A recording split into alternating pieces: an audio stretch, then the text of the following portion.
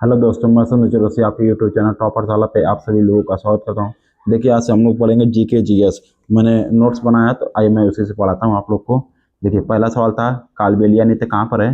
राजस्थान में मनाया था। डांगी नृत्य हिमाचल प्रदेश में, नाटी नृत्य हिमाचल प्रदेश में, कुम्मी नृत्य तमिलनाडु में, कावड़े नृत्य तमिलनाडु में, कली गोपाल नृत्य असम में, खेल गोपाल नृत्य असम में। भारत में शास्त्रीय नृत्य कुल कितने होते हैं? 8 होते हैं। देखिए, कालबेलिया नृत्य, ये जो कालबेलिया नृत्य है 2010 में यूनेस्को अमूर्त सांस्कृतिक विरासत में शामिल किया गया था। ठीक, ये देखिए घूमर नृत्य, तेरह ताली नृत्य, गेर नृत्य, पनियार नृत्य, ये सब कहाँ मनाया जाता है? राजस्थान में। तेरह ताली नृत्य मध्य प्रदेश में भी मनाया जाता है।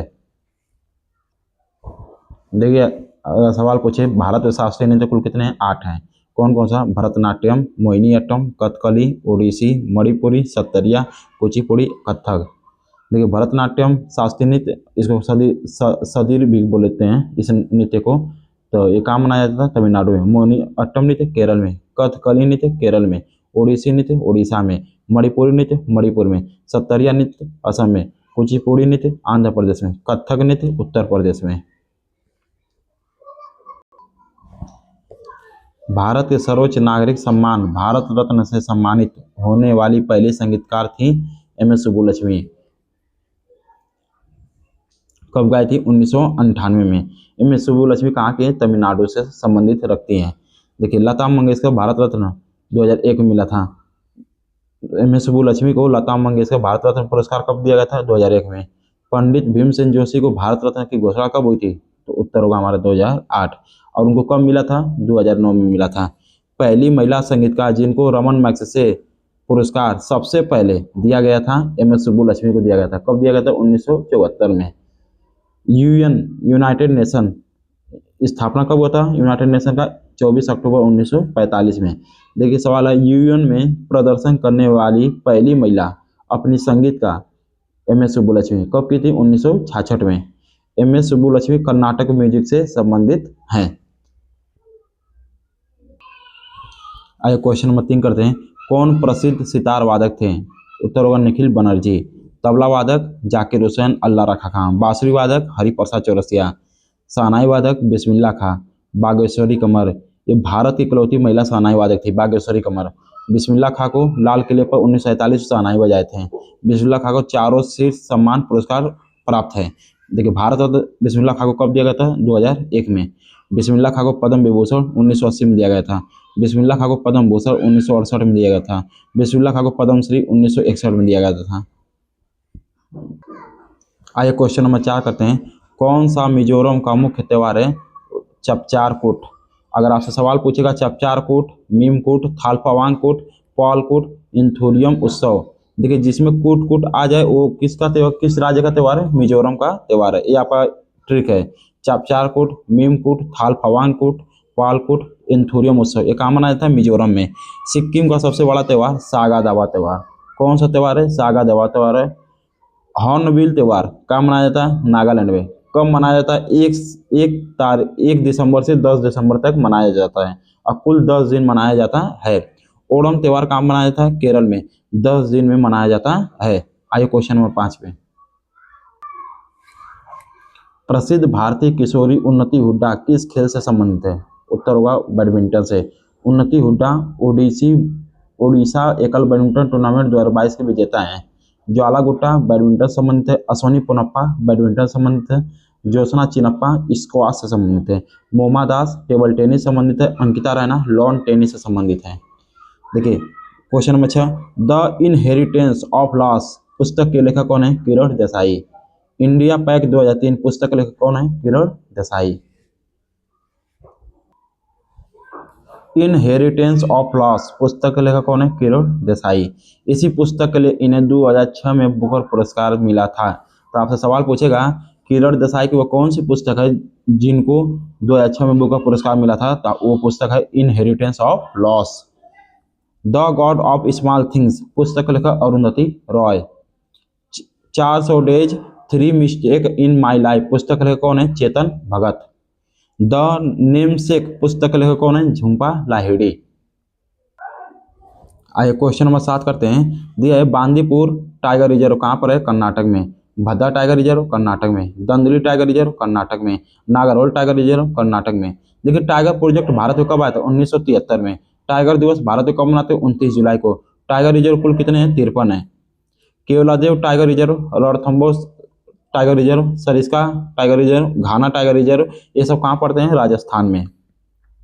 कान्हा टाइगर रिजर्व मध्य प्रदेश में, पेरियार टाइगर रिजर्व केरल में। देखिए आइए क्वेश्चन नंबर 8 पे चलते हैं। आइए क्वेश्चन नंबर 8, ग्रेट बाथ की खोज किस सभ्यता में हुई थी? हमारा उत्तर होगा मोहनजोदड़ो। मोहनजोदड़ो की खोज कौन है? राखालदास बनर्जी। कब खोज हुई थी? 1922 में। ग्रेट बाथ की लंबाई 11.88 मीटर, ग्रेट बाथ की चौड़ाई 7.01 मीटर, ग्रेट बाथ की गहराई 2.43 मीटर। हड़प्पा सभ्यता की खोज किसने किया था? दयाराम साहनी ने। कब? 1921 में। और मोहनजोदड़ो की खोज कब हुई थी? 1922 में। किसने किया था? राखालदास बनर्जी ने। गोदीवाड़ा बंदरगाह लोथल में। मोहनजोदारो से विशाल अन्नागार, सबसे विशाल इमारत। मोहनजोदड़ो से कांसे की नर्तकी प्राप्त हुई है। कांसे की नर्तकी किस विधि से बनी थी? लुप्त मोम विधि से। सवाल पूछता है कांसे की विधि जो मोहनजोदड़ो से प्राप्त हुई थी वो किस विधि से बनी थी? तो उत्तर होगा हमारा लुप्त मोम विधि से। आइए क्वेश्चन नंबर 9 पे चलते हैं। क्वेश्चन नंबर 9, मौर्य साम्राज्य के शासकों के सही कालानुक्रम। देखिए पहले आया चंद्रगुप्त, फिर बिंदुसार, फिर अशोक, फिर बृहद्रथ। देखिए मौर्य साम्राज्य का शासन कब से कब तक चला था? 322 बीसी से 185 बीसी। देखिए इनके जो शासक थे ठीक से याद करते हैं। सी से चंद्रगुप्त मौर्य 322 से 298 बीसी, बी से बिंदुसार 298 बीसी से 273 बीसी, ए से अशोक 269 से 232 बीसी। देखिए मौर्य साम्राज्य का अंतिम शासक कौन था? बृहद्रथ था। आइए क्वेश्चन नंबर 10 करते हैं। कौन अलाउद्दीन खिलजी के दरबारी कवि थे जिन्होंने प्रसिद्ध कविता हस्त बिहिष्ट लिखी थी? तो हमारा उत्तर होगा अमीर खुसरो। देखिए तुगलकनामा पुस्तक लेखक अमीर खुसरो, नूर सिपियर पुस्तक लेखक अमीर खुसरो, आशिका पुस्तक लेखक अमीर खुसरो, तोता हिंद अमीर खुसरो कहा जाता है, खड़ी बोली की रचना का जनक अमीर खुसरो कहा जाता है, तबला का जनक अमीर खुसरो को कहा जाता है, 8 सुल्तानों का दरबार इसने देखा था अमीर खुसरो को। सवाल पूछता है वह कौन सा शासक था जिसने 8 सुल्तानों का दरबार देखा था? तो हमारा उत्तर होगा अमीर खुसरो। अब चलते क्वेश्चन नंबर 11 पे। आइए क्वेश्चन नंबर 11 पढ़ते हैं। बक्सर का युद्ध हेक्टर मुनरो के नेतृत्व वाली ब्रिटिश ईस्ट इंडिया कंपनी की कमान के अधीन सेनाओं और की संयुक्त सेनाओं के बीच हुआ था। तो उत्तर होगा मीर कासिम, मुगल बादशाह शाह आलम द्वितीय और अवध के सुजाऊ दौला। देखिए भारत में अंग्रेजी शासन की शुरुआत कब हुई थी? भारत में अंग्रेजी शासन की शुरुआत प्लासी युद्ध के से हुई थी 23 जून 1757 से। अब प्लासी का युद्ध किससे हुआ था? रॉबर्ट क्लाइव वर्सेस बंगाल के नवाब सिराजदौला, जिससे रॉबर्ट क्लाइव जीत गया था और बंगाल का नवाब सिराजदौला हार गया था। देखिए वह कौन सा युद्ध है जिससे अंग्रेजी शासन स्थापित हुआ? बक्सर का युद्ध। बक्सर का युद्ध कब हुआ था? 22 अक्टूबर 1764 में। और बक्सर युद्ध Hector Munro East India Company versus Mir Qasim, Mughal बादशाह शाह आलम द्वितीय, अवध का नवाब सिराजदौला, जिसमें हेक्टर मुनरो जीत गया था और मीर कासिम, मुगल बादशाह शाह आलम द्वितीय, अवध का नवाब सिराजदौला हार गया था। वानडिवास का युद्ध कब हुआ था? 1760 में, ब्रिटिश वर्सेस फ्रांसीसी के बीच। देखिए भारत, क्वेश्चन नंबर 12, भारत में संविधान सभा के चुनाव डैश हुए थे? कब हुए थे? जुलाई 1946 में हुए थे। संविधान सभा की पहली बैठक 9 दिसंबर 1946 में हुई थी। अस्थायी अध्यक्ष बने थे सच्चिदानंद सिन्हा। संविधान सभा की दूसरी बैठक कब हुई थी? 11 दिसंबर 1946। स्थायी अध्यक्ष बने थे राजेंद्र प्रसाद। संविधान सभा की तीसरी बैठक हुई थी 13 दिसंबर 1946। संविधान सभा की अंतिम बैठक हुई थी 24 जनवरी 1950 को। देखिए संविधान सभा के पहले उपाध्यक्ष कौन थे? हरेंद्र कुमार मुखर्जी, इनको एस.सी. मुखर्जी भी कहते हैं। संविधान सभा का गठन कब हुआ था? 6 दिसंबर 1946। क्वेश्चन नंबर 13, किसका उल्लेख संविधान की प्रस्तावना में नहीं है? तो उसमें 4 ऑप्शन था, उसमें सुरक्षा सिक्योरिटी शामिल प्रस्तावना में नहीं है।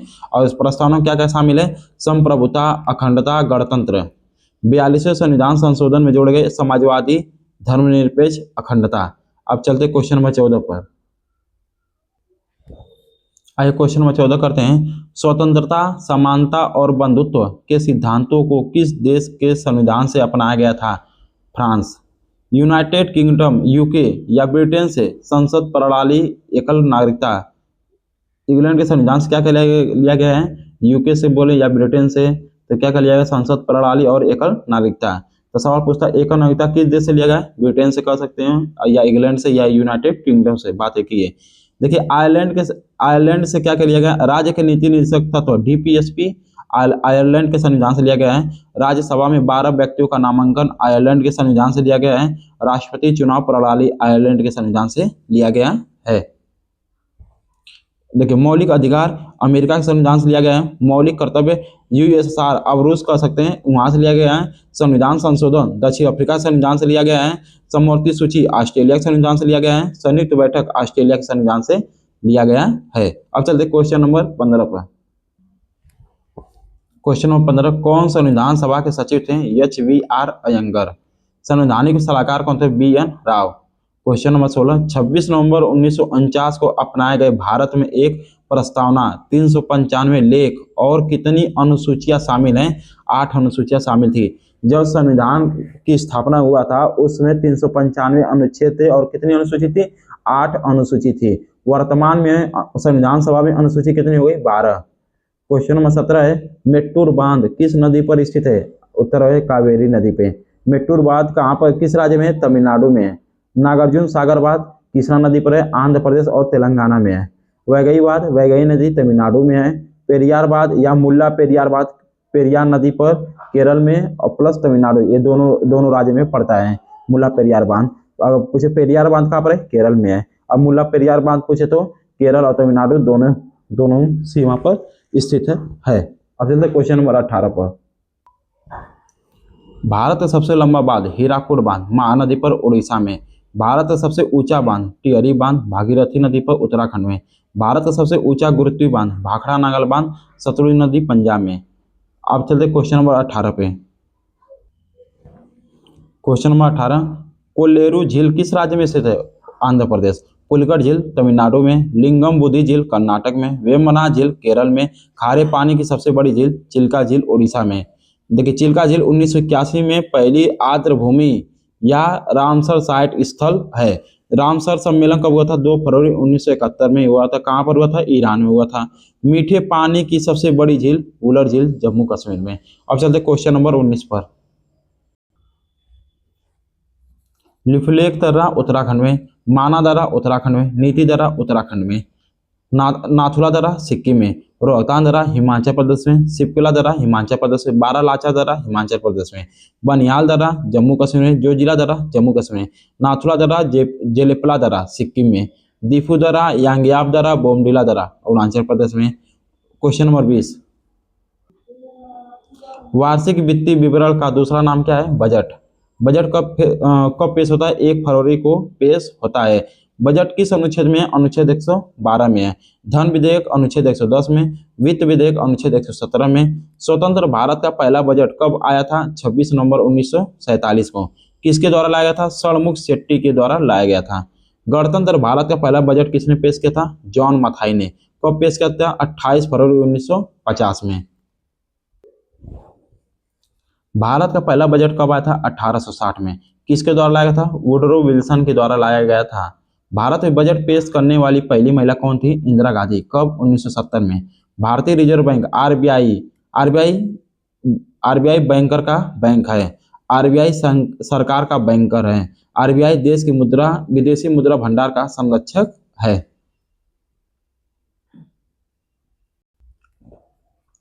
आरबीआई एक्ट 1934 में। आरबीआई की स्थापना 1 अप्रैल 1935। आरबीआई के पहले गवर्नर ऑसबॉर्न स्मिथ।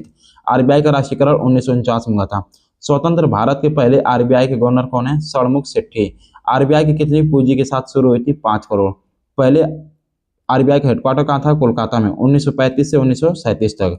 1937 से मुंबई में हेडक्वार्टर पर हो गया। और आरबीआई के पहले भारतीय गवर्नर कौन थे, सीडी देशमुख। अब चलते क्वेश्चन नंबर 22 पर। क्वेश्चन नंबर 22, यूपीआई का विस्तार होगा। यूपीआई का full form unified payments interface. UPI कब लागू हुआ था, 11 अप्रैल 2016 से। वीपीआई का full form virtual payment address. UPI की स्थापना कब हुई थी, एनपीसीआई द्वारा हुई थी। एनपीसीआई का full form national payments corporation of India. NPCI का हेडक्वार्टर मुंबई में। एनपीसीआई की स्थापना 2013 में। अब चलते क्वेश्चन नंबर 23 पर। आइए क्वेश्चन नंबर 23 करते हैं। ओस्टिग्मैटिज्म को ठीक करने के लिए किस प्रकार के लेंस का इस्तेमाल किया जाता है? सिलिंड्रिकल लेंस या बेलनाकार लेंस? देखिए, अवतल लेंस निकट दृष्टि दोष मायोपिया, उत्तल लेंस को दूर दृष्टि दोष हाइपरमाइट्रोपिया, बाइफोकल लेंस को ज्यादा दृष्टि दोष निकट प्लस दूर के लिए लगाया जाता है। क्वेश्चन नंबर 24, ध्वनि खाली स्थान, ध्वनि डैश के माध्यम से यात्रा नहीं कर सकती, निर्वात। ध्वनि की चाल 332 मीटर प्रति सेकेंड। किसने बताया था? लॉप्लॉक्स ने बताया था। ध्वनि का कान पर प्रभाव 1/10 0.1 सेकेंड। ठोस एल्युमिनियम में ध्वनि की चाल 6420 मीटर प्रति सेकेंड। निकिल में ध्वनि की चाल 6040 मीटर प्रति सेकेंड। स्टील में ध्वनि की चाल 5960 मीटर प्रति सेकेंड। द्रव में समुद्री जल में ध्वनि की चाल 1531 मीटर प्रति सेकेंड। आसुत जल में ध्वनि की चाल 1498 मीटर प्रति सेकेंड ध्वनि की चाल होती है। गैस हाइड्रोजन में ध्वनि की चाल 1284 मीटर प्रति सेकेंड। हीलियम में ध्वनि की चाल 987 मीटर प्रति सेकेंड। ये सब आंकड़ा पूछता है। अब एग्जाम बहुत टफ हो रहा है तो इसको टफ करने के लिए यही सब दे रहा है। देखिए, ध्वनि में निर्वात की चाल कितनी होती है? 0 होती है। अब चलते क्वेश्चन नंबर 25 पर। देखिए, क्वेश्चन नंबर 25, मौलिक अम्ल डैश में सबसे अधिक मात्रा में पाया जाता है? किस फल में? सेब में। इमली में टार्टरिक अम्ल, नींबू में साइट्रिक अम्ल पाया जाता है, घास में बेंजोइक अम्ल पाया जाता है, नारियल में लॉरिक अम्ल पाया जाता है, सिरके में एसिटिक अम्ल पाया जाता है। एसिटिक अम्ल का सूत्र होता है CH3COOH। मधुमक्खी में फॉर्मिक अम्ल पाया जाता है। फॉर्मिक अम्ल को मेथनोइक अम्ल भी कहते हैं। इसका फार्मूला होता है SCOOH। अब चलते क्वेश्चन नंबर 26 पर। क्वेश्चन नंबर 26, रक्त के थक्का जमने की प्रक्रिया को क्या कहते हैं? स्कंदन। थ्रोम्बोसाइटोपेनिया, कम प्लेटलेट्स होना। हीमोफीलिया, रक्त का थक्का न बनना। होमोफोबिया, रक्त से डरना। जरूरी या सहायक विटामिन कौन सा होता है? विटामिन के। सहायक धातु कौन सा है? कैल्शियम, जिसके वजह से यह जमता है। अब चलते क्वेश्चन नंबर 27 पर। Question number 27, NK Singh. NK Singh कौन है? नंद किशोर। NK सिंह भारत के खालिस्तान वित्त आयोग के अध्यक्ष 15वें 2020 से 2025 तक। भारत के वित्त आयोग के 14वें अध्यक्ष कौन थे? YV रेड्डी। 13वें अध्यक्ष विजय केलकर। 12वें अध्यक्ष वित्त आयोग के सी रंगराजन। वित्त आयोग के पहले अध्यक्ष कौन थे? KC नियोगी 1951 में। वित्त आयोग अनुच्छेद 280(1) में है। वित्त आयोग के दूसरे अध्यक्ष कौन थे? AK संथानम। अब पहले अध्यक्ष थे KC नियोगी 1951 में। वित्त आयोग के कितने सदस्य? एक अध्यक्ष रहेगा, 4 अन्य सदस्य रहेंगे। वित्त आयोग की घोषणा कब हुई थी? 22 नवंबर 1951 में। वित्त आयोग का स्थापना हुआ था 6 अप्रैल 1952 में। वित्त आयोग का हेडक्वार्टर नई दिल्ली में। अब चलते क्वेश्चन नंबर 28 पर। देखिए, क्वेश्चन नंबर 28, 17वां प्रवासी भारतीय सम्मेलन कहाँ आयोजित हुआ है? इंदौर में। प्रवासी भारत दिवस 9 जनवरी को मनाया जाता है। प्रवासी भारत दिवस की शुरुआत 2003 से अटल बिहारी वाजपेयी उसमें प्रधानमंत्री थे। अटल बिहारी वाजपेयी कब से कब तक प्रधानमंत्री थे? 1999 से 2004 तक प्रधानमंत्री थे। लेकिन प्रवासी भारतीय शुरुआत भारत दिवस की शुरुआत कब हुई थी? 2003 से। कहाँ से? न्यू दिल्ली में हुआ था। प्रवासी भारत दिवस की संकल्पना किसने कहा कि मनाना चाहिए? लक्ष्मीमल सिंघवी ने। तो देखिए, सवाल पूछता है प्रवासी भारत दिवस किसने कहा था कि मनाना चाहिए? तो उत्तर है लक्ष्मीमल सिंघवी। 2003 से 2015 तक हर साल मनाया जाता था। देखिए, कब से प्रवासी भारत दिवस को हर 2 साल में मनाया जाने लगा? उत्तर होगा 2015 से हर 2 वर्ष में मनाते हैं। 2023 में गेस्ट कौन था? इस बार 2023 में पहले थे मोहम्मद इरफान अली, एक गोयना के राष्ट्रपति थे। दूसरे थे चंद्रिका प्रसाद संतोखी, ये सूरीनाम के राष्ट्रपति थे। क्वेश्चन नंबर 29, भारत के किस केंद्र शासित प्रदेश में लिथियम के भंडार मिले हैं? उत्तर होगा जम्मू और कश्मीर। किसने सूचना दिया था? Zoological survey of India. Zoological survey of India की स्थापना कब बनी हुई थी? 1916 में बना था। हेडक्वार्टर कोलकाता में है। किसान संपर्क अभियान जम्मू कश्मीर में अप्रैल 2023 में। पहले स्नो मैराथन जम्मू कश्मीर में फरवरी में हुआ था। सिंथन स्नो फेस्टिवल जम्मू कश्मीर में अप्रैल 2023 में मनाया गया है। जूलॉजिकल सर्वे ऑफ इंडिया की पहली महिला निदेशक कौन बनी है? धृति बनर्जी। बहुत इंपॉर्टेंट सवाल है। जूलॉजिकल सर्वे ऑफ इंडिया की पहली महिला निदेशक कौन बनी है? धृति बनर्जी। अब चलते हैं क्वेश्चन नंबर 30 पर। लवलीना बोरगोहेन ने IBA महिला विश्व मुक्केबाजी चैंपियनशिप नई दिल्ली 2023 में कितने किलोग्राम भार वर्ग में स्वर्ण पदक अपने नाम किया? 70 से 75 किलोग्राम। पहले पे नीतू घंगास 48 किलोग्राम, दूसरे पे निकास जरीन 51 किलोग्राम, तीसरे स्वीटी बोरा 75 किलोग्राम। लवलीना बोरगोहेन ने दूसरी महिला मुक्केबाज टोक्यो ओलंपिक में मेडल कांस्य पदक जीतने वाली बनी। पहली महिला मैरी कॉम 2012 में कांस्य पदक जीती थी। अनब्रेकेबल पुस्तक लेखक मैरी कॉम। ऐसा कौन सा शास्त्रीय नृत्य है जो उत्तर भारत में आयोजित किया जाता है? कथक। कथक उत्तर प्रदेश में। बेसिक की full form beginners all purpose symbolic instruction code. Deepa Karmakar किससे संबंधित है? जिम्नास्टिक। देखा सुधा मूर्ति की पुस्तक कौन कौन से है? वाइज एंड अदर पुस्तक लेखक Sudha Murthy. The mother I never know पुस्तक लेखक Sudha Murthy. The day I stopped drinking milk पुस्तक लेखक Sudha Murthy. Gently falls the Bakula पुस्तक लेखक Sudha Murthy. 3000 stitches house of cards पुस्तक लेखक Sudha Murthy. Something happened on the way to heaven पुस्तक लेखक सुधा मूर्ति। तो चलिए आज की क्लास हमारी यही तक रहेगी। अगर आपको ये वीडियो पसंद आए तो वीडियो को लाइक करिए, हमारे चैनल को सब्सक्राइब करिए। इसी तरह जीके की डेली वीडियो बनकर आएगी। तो मिलते हैं नेक्स्ट वीडियो में। धन्यवाद। जय हिंद।